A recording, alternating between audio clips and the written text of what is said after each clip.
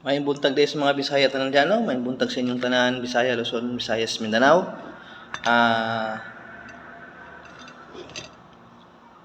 Karong adlaw, for today's video, try ko mag-vlog ng Bisaya na lang kasi tagal kong hindi nakapagsalita ng Bisaya. Siguro almost 15 years din ako hindi nakauwi sa amin. Mga ganun. Ganun po. Yeah, almost 15 years nga. So, try kong magsalita ng Bisaya ngayon. So, for this video,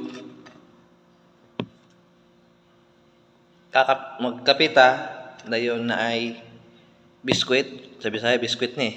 Muna biskwit ni. Ani? Sa Bisaya, din yung usang biskwit kay mas lami magyud pare sa kape, kamote o kamuting kahoy. Patang lamian jud kaya na gyud. Solve na. Maski una na lang akong kanon sayo sa buntag, okay na. Dire, biskwit kaya tinapay.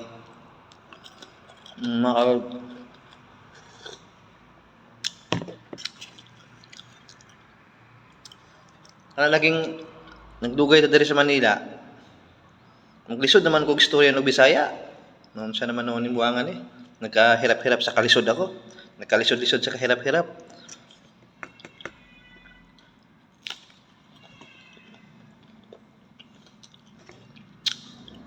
Ano lagi kay mas unsa na to kay Bisaya man gid ta. Dako ta sa Bisaya.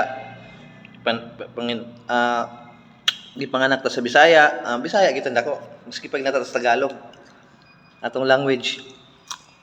May dahan gyapon Bisaya kay na may kita tinatawag nila na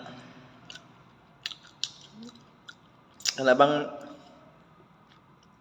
naman ko tay version Bisaya magsalita maski magtagalog ta may ilhan nila Bisaya ta. Pero proud to be Bisaya tayo. Di Bisaya mo tanda ko. Ali diri mga Bisaya diha. Banati. Ali mo diri. Kanang mga Bisaya may nang mag-uban tanan. Mga nanood ng video ko.